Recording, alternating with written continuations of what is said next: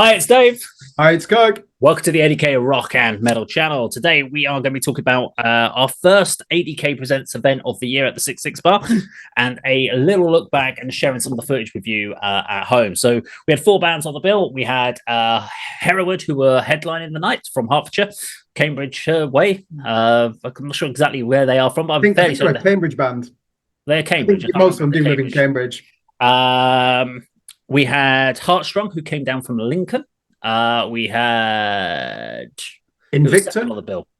Invicta, sorry, yes, Invicta, who are they're a Hertfordshire, Bedfordshire based band, I believe. And then we had our opening band, which was Liliths Army, who came out from like Northamptonshire way, that sort of area. So they kicked off the evening. Now, great to have them down. Obviously, we played this on, it was the 30th of January, so a bit of a challenge, obviously being January, but overall, really happy with our crowd. We actually managed to break even for one of the first shows, which doesn't always happen. We usually lose money on shows, so a big thank you to the bands and everyone that did come down, and it was great to see. We did have a few people that were like the bar staff that I usually just kind of let in as they work there, so why not let them in and get them involved. And it was great to see some people doing some dancing, some mosh pitting, bouncing around, a bit of slam. We had a mini wall going off at one point, so that was all good fun. But yeah, we need to talk. So it was a good neat evening had by all. Now, first band. Let's talk about first band. So we have Liliths Army. Kirk, how would you describe Liliths Army as a genre or style? Basically, a bit of L7 punk rock in there, grunge. Definitely got a grunge vibe to it, certainly some death metal vocal inflections. Not many, but I thought she used them really well. The vocalist, yeah. I would say it's on that cusp, isn't it, between grunge, punk, and metal.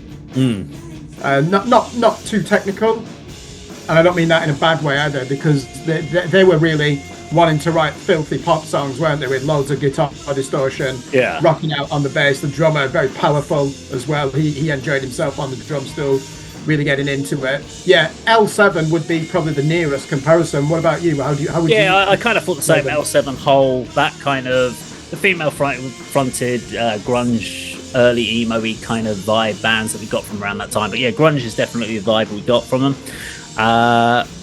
Fairly comfortable on stage. Probably one of my common threads I'm going to talk about, probably at least for the first 3 bands, it's going to come up each time, is the bands, especially vocalists, need to, for me, all bands, vocalists need to focus on vocal tonation as well, because there were some real pitchiness issues from all vocalists, with the exception of actually Hereward. When you listen to them, and this is where I think we get some what goes well on albums. Sometimes you'll hear them when they play it live and go, and you're going to hear it in some of the playback. We're going to show you some of the videos from tonight where vocalists might be slightly out of key with what's going on musically. It didn't ruin the night at all, and you hear, and everyone, you don't notice it as much when you're in the live environment, but when you listen to video playback, you're like, okay, that vocals there are out of key with what the guitars are doing. And that's where they're not hitting that same note. So my biggest thing for vocalists, being in a band myself, is make sure you can really nail that in rehearsal, because sometimes you're so loud in rehearsal, you're pushing yourself in the guitar sort of sense, and you can't hear what you're singing, so you think you're in key, and you don't notice it until you get to a gig and someone plays you the video back and you're like, ooh, that's a bit of a watch out there.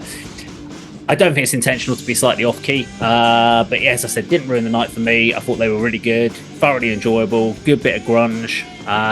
Yeah, bit of a different one for the rest of the bands on the bill though, so kind of set nicely, softly.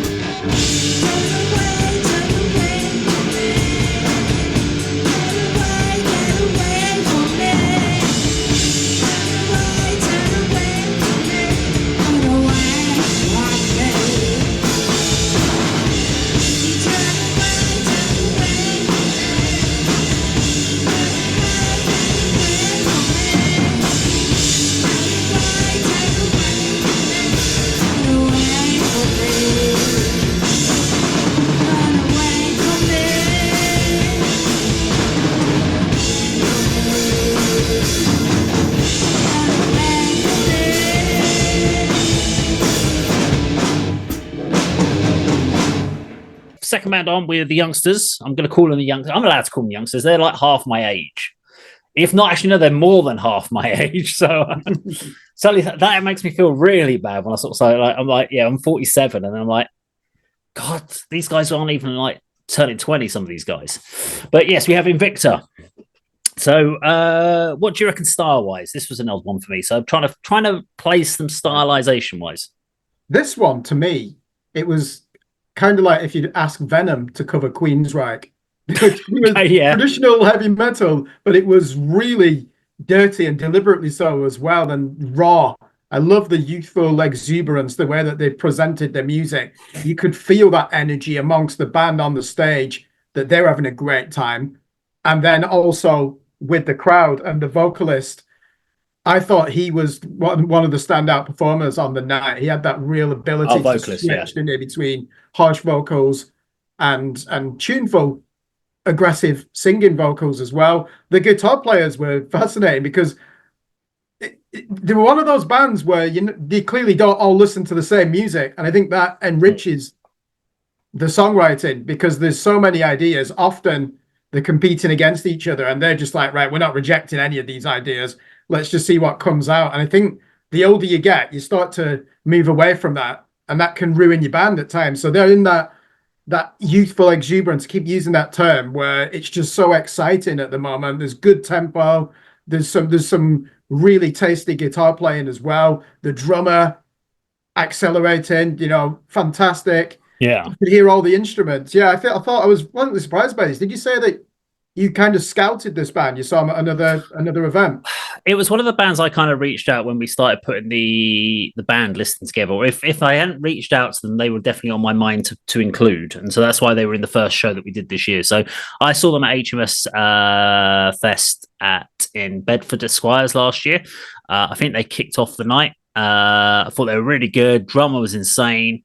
What makes me laugh with the drummer is he's literally got the hi-hat, and I think he's either got a ride and one crash. And this crash is peeling apart. It's cracked all the way around. I'm like, literally, any other drummer would just get rid of it. Him, still playing on it for some reason. I'm like, and he just plays off this one cymbal. That's all his crashing. It's basic. It's raw. It's primeval almost in a way of playing. It's a band that's almost like, for me, this is a band that's like a lump of clay. They haven't been molded into. It's like all these little bits of clay of like, okay, we'll throw some black metal in, we'll throw some new metal in, we'll throw some hardcore, and it's currently just spinning around at 1,000 miles an hour on the thing. And we haven't quite worked out as a band what you're going to craft it into, because there was loads of influences. There were bits in these songs that really worked. There were bits in there that I was like, I think over time I could hear that being dropped from the song. Because as you said, the guitarists are fighting each other sometimes with their influences. And you're like, I'm not sure how much certain parts of songs are adding to the overall song. It's like everything in the kitchen sink's being thrown into these tracks. And sometimes you think you've got to do that less is more. But the only good way you're going to get there is by crafting. But it's great to see it in a young band at the raw stage. Yeah. Whereas when you get a brand new band who are in their 40s that have started, but have already played in loads of bands before, they've already done that whole crafting piece. So even if they come in together and bring all their influences in, they already straight away, when they start writing songs, they start molding them straight away. This is a band that's like, they've been in the rehearsal, they've thrown everything at it, and they've gone, we've got 4 minutes of a track here. Great, let's play it live. Whereas every other band is like, who's been doing it for 20 odd years, will be like, no, it's not ready for live yet. We need to work through this and like shape it before it's ready to go on stage. They're like, fuck it, let's do it. Let's play it live. Yeah, even their image, there's no consistent image. Two of the band members look like they could be in the Human League or a post-punk in the early 80s. Then you've got the vocalist who clearly loves death metal. And so most of them have got short hair as well. So I didn't know what to expect when they were on. And like a uni band. That's it. Yeah, I mean, they were finalists in the Northampton Heat for Metal to the Masses last year. So they obviously established themselves. I know you said you saw them at Bedford Esquires. So they're already a name, within that Northampton. They've impressed. I mean, because you don't see many young bands. That's the thing I've noticed. We're seeing lots of bands where we've got musicians from other older bands that have split up over time that have now come back together in their 30s and their 40s and starting a new band. But you don't see a youthful band coming together anymore. And it's great to see that. So, I thoroughly enjoyed their set. And yeah, it's one of these bands you want to keep an eye on to see how they progress over time and how they develop, because I think that's going to be a real interesting sort of story, like we do with Buried on Sundays, another band that I kind of consider in that. But they're further along. They've done that crafting piece, so they've now developed. Although they're still coming in with new ideas, and they come every so often. They'll bring a new song out, and you're like, this doesn't sound like anything like what you've done before. But they're still messing with what their sound is, but they understood the crafting piece. So Buried in the Sundays. With this band, they're not overthinking anything. That's why you could say they're fearless, and there's also a bit of naivety. But it's special when you see that in a young band, isn't it? I think that's what we like. Yeah, we hope they don't lose that, but they do need some refinement as well. So it'll be a challenge, but they can just keep that energy and enthusiasm. That rubs off onto the audience, and yeah, really great show from these guys.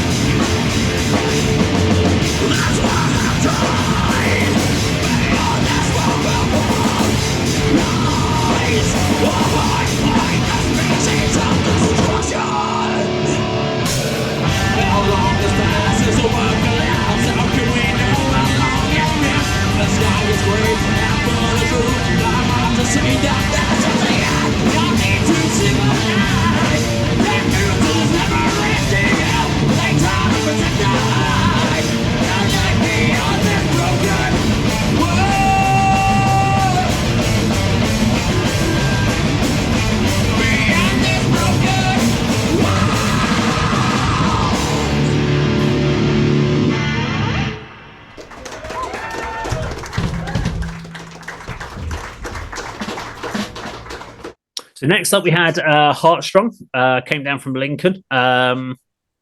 This is a band I didn't know too much about. So approached us about playing the show, had one visual song. So it literally had the picture and the song playing on YouTube and a drum playthrough. It might have been this band that had the drum playthrough, but there was very little else. There wasn't a lot on, there wasn't really Spotify. So nothing really to give me an idea about what to really expect. I got the idea it was going to be metalcore of some degree, but that was about it. So it was a case of like, okay, yeah, let's bring them in. Let's see what they got. So your thoughts on Heartstrung? Interesting. The first two songs, I thought they sounded like a hardcore band trying to play metal. It's normally the other way around, isn't it? Where you'll have a metal band, they're like, oh, we want to have a raw, more in your face type sound. So, they'll draw from hardcore. They seem to do the opposite. And when they came on stage, some of them had long hair and looked like university undergraduates. One was wearing a Misfits t-shirt. Then the vocalist looked like he could have been in Madball in the 90s. It's almost like this band were like the band that were in the year above the guys in Invicta. Yeah. There is a little bit of like they're at their final year of university where the other guys are like their first years. And it's like okay. This was really intense. I enjoyed it. The thing is as well, is it me? They actually had a bit of a rock swagger to the music as well, especially the solos. Yeah. So you had this really hard and heavy and fast sound, which a lot of hardcore punk in there, but some chunky riffs. And then they would rock out like Jane's Addiction, Dave Navarro type shredding. It's just really, again, I keep using the term, interesting. It was fascinating to watch. And by the end of the set, I changed my opinion. I don't think they were a hardcore band playing heavy metal. I didn't even know what to think at the end. It's like, you wouldn't be surprised if they'd have just gone out into grindcore or done a ballad for the last song. What did you think after like two or three songs into their set? Again, it was another band that I couldn't quite pin down the direction of the band. So they're trying to show a lot of influences in their set. It's a band that is, especially like from the vocalist point of view, where he was getting the crowd going, talking to the crowd. He's obviously watched a lot of hardcore bands. He's obviously seen a lot of big metalcore bands and how they talk to the audience. So he was trying a lot of that. He was trying to get all that across, which is great. And it's harder in small venues with smaller crowds when you want to get that sort of thing going. But he was still getting there. He was getting in front of people. He was having a lot of fun with it, which I thought was good. His aggressive vocals, really good. Clean vocals, got to get that pitchiness correction right, because again, he was trying that metalcore clean vocal singing, and he wasn't in key with the guitars at certain points. I'm not sure with the clip we're playing if that's going to showcase it, but that again is one of those ones that if you're going to go down that route and you're going to go to the early 2000s metalcore vocal delivery, you've got to nail that, because that can throw you off. We saw that with a band from Cambridgeshire, Far From Refuge. They've got a lot better in recent years, but when I saw them their first time at Metal to the Masses, and they've got the guitarist, does all the clean vocals, he was pitchy as hell on what I saw on Metal to the Masses, and that put me off the band for a long time. And then we got them back last year to do a 6-6 bar show, and he'd corrected that and got his vocals in a much better place. So working on the clean is it's a lot easier to do, not necessarily to do the growling, but to stay in key in the growling than it is to do that high pushing and trying to elevate your vocals to that level. But I love the energy. I've got some great shots in that first one, doing some jumps in there. So yeah, he was really sliding on his knees at one point, but they took his shirt off and was on his knees. Shirt off. It was. They came in there and they fucking laid it all out for everyone in the crowd, which we can only say thank you for that. That's what we want. We want bands to come out to the ADK events and put it all out there for everyone. And just really showcase what they can do, and I think they did a great job. But it wouldn't be right for us not to. If we just said everyone was brilliant, that wouldn't be us doing our jobs.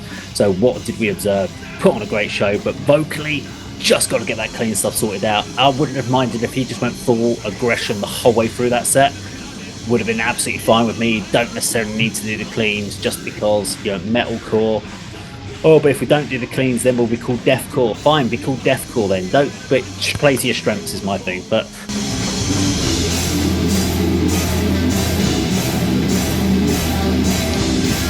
fucking listen.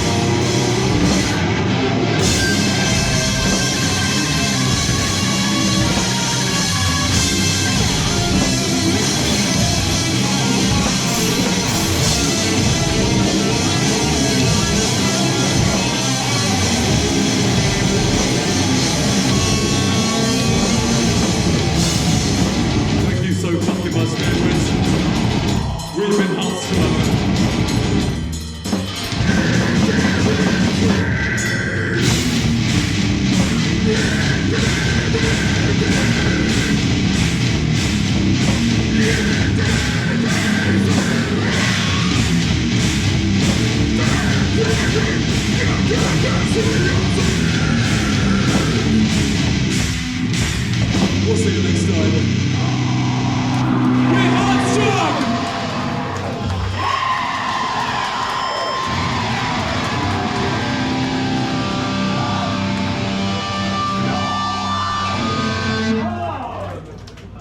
we, of course, have to talk about our headliners. So Hereward, after you.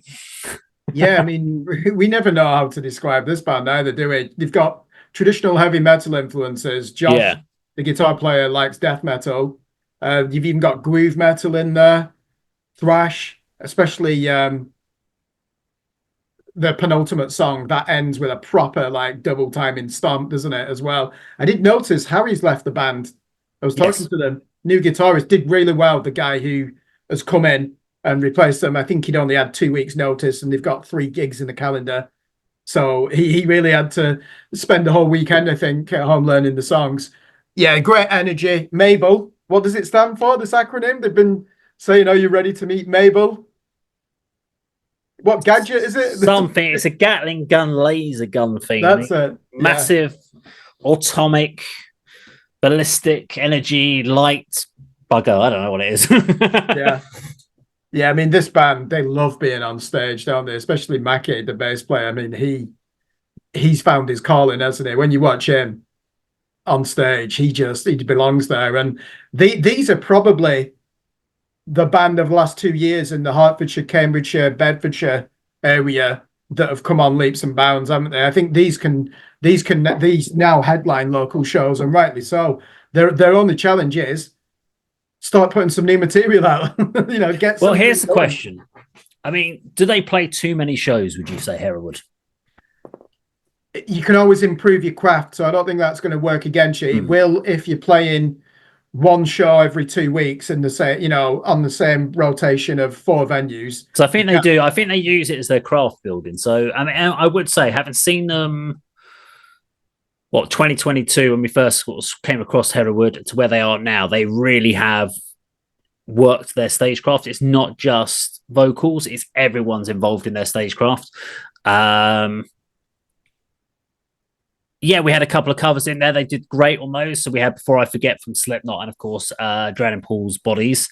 And these guys nailed them. Sounded great live. But yeah, I'd agree. Yeah, we want some new material from them. We need some more music videos from them. I thought it was really interesting to see the look they went for Mabel, because we've always seen costume changes there. The question always has to be is, it's a cool gimmick for a start of the song, and then you lose it all completely. So you have to kind of be careful about when do you bring those gimmicks out, or do you do a gimmick for each song, or because you can sometimes question over whether there was a need for. You've got the Mabel gun, but I'm not too sure with the image. It looked great on camera, though. I have to be honest, it looked great on camera, and I'm so glad they did it for our show. But again, this is where I what I like about Hereward is they're not sitting there going every minute detail trying to work out before they launch something. They come up with an idea. They're like, let's try it. Let's put it out there and see. And then they'll do this. They'll become part. And that'll eventually, like the pirate dance is part of, they always do the pirate dance. He always does his mad scientist with the severed head at the end. I love that. These are things that they've worked over time, and they've worked out what works and what doesn't. And they've removed certain things. They've added things. I thought they actually played the songs too fast, if anything, on Thursday. Just excitement, isn't it? There's that energy. I was listening to it. I mean, listening to the drums, I was like, fuck me, this guy is playing way too quickly. His legs are struggling to keep up at this point. I was like, dude, chill. You need to chill a bit, mate, because he's fucking going for it. And fair play, he did a great show on drums. But yeah, I would definitely think that. And as a drummer, I know that happens. We always end up speeding up. We think we're playing at the right speed, but we're always playing about 20 BPMs too fast. But yeah, no, they did a great job. And we thoroughly enjoyed having them down at the show. So yeah, more Hereward. I don't think we've got them back this year, but you never know. We might have some more dates, either at 66 Bar or at one of the other venues that we're doing. Yeah, I think they need to, because there's no point them doing Metal to the Masses now. They've made the final twice. The next stage for them, outside of recording, is trying to get on some of the local festivals, really, isn't it? Getting the name on there. They need to do more in the sense of their socials. That's the one thing. So we did a video just before this that we filmed about a band called Fireheart, who's got 1,800 followers in 6 weeks. Hereward have 557. Yeah. There's a piece of work to do. Playing gigs is one thing, and it's a great way to build up your stage presence, but you've got to build your socials. And that's something I realized with Tellers. That's one of the things I realized with ADK is it doesn't matter unless your socials are there, unless you can get your content in front. So what we've got with Hereward is they understand how to deliver a great live show. They understand what their product is. They know what they're going to do with it. But we've only got a self-produced video for Mediocrity. Yeah. And that's it. That's literally the only thing, and some playthrough stuff. What we haven't got is any other music videos. We haven't got new content. So really what we've got to see here is a step up in the actual recordings, music videos, and social media, so that when they are doing these shows, because I think they're playing Luton, George II pub, yeah, George II at Luton's, and we're part of the group. And literally, they'll if someone's got a gig, they'll be like, "Yeah, if we're free, we'll play it." Great, you're getting out there, but actually, that's also time that you could be using as a band to get together and work on your next step in the journey. And it's one of the reasons, like for Tell Us Scribe, we set our journey out this year. We have 8 shows booked, and that's it. We're not booking anymore. Yeah. Even if people come up to us and go, "We've got this gig offer," we're like, "No, we've actually scheduled our time out. We know when we're shooting music videos. We know when we're writing, and that's our year planned, because we know we need a certain amount of times for writing, for music videos, and to promote those relevant shows around the country at the right time." And I would say that's something bands as a whole should definitely do. Plan your time out for the year and know where you want to gig, when you want to gig, and don't fill in gigs, because otherwise your rehearsals turn into gig practice. Yeah. And you lose that focus on getting more content out, because Hereward by now, after since 2022, should definitely have more followers than 500, because they deserve more followers than that. Yeah. That's just a case of going out and making sure you're in front of the right people to drive follower count. And they need an EP out, don't they? At the minimum, get an EP out and release it as a If you've got 4 singles ready, or you're going in to record them, release them all with 2-month gap. And do some videos, get some stuff out there. Yeah. You've got to do that element of work to get it to the right level. So, yeah, anyway, there you go. Hereward at the 60th Bar on our first event. Now, obviously, the next event we have is the 27th of February, where we have Scarlet Envy headlining with Lucid High, Devil Husk, and Chaos Principle all on the bill. So, as Andrea Kisser says from Sepultura, support the local scene. Got to go and do that. And we will see you at our next show at the 66 Bar on the 27th of February. Take care.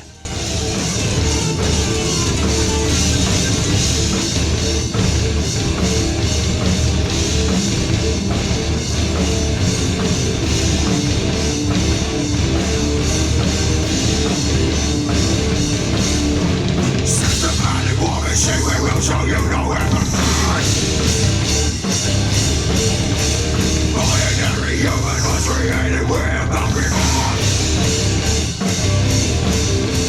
Walking on the human skulls, we always reach a final goal. Single ball battle force set to use deadly gone. Like God made King Adam, you celebrate creation, unknowing of the ideals inside. You gave us full access, we used it to our sense. We easily wiped out your life. It's a mechanical age where society is changed. AI collective controlling your brain. No one's gonna save you cause it's not meant to save. They are done by our hands, a mechanical age.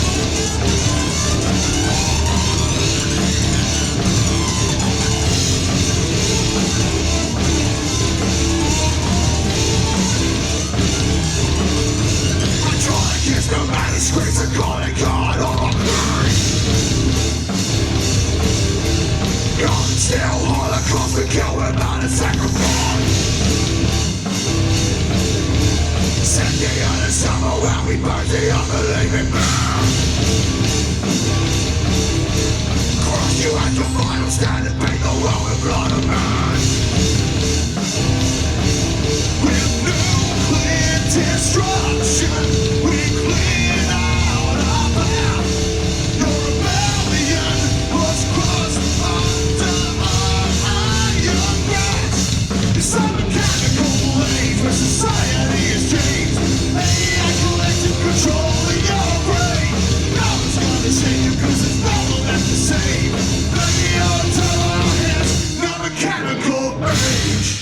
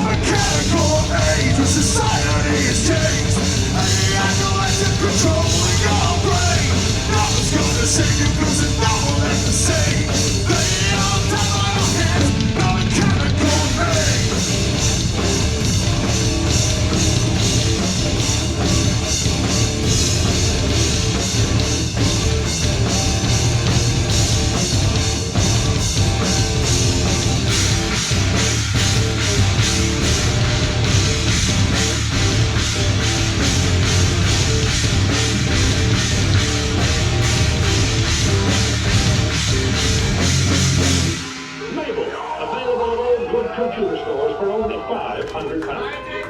Fable will make 1976 a real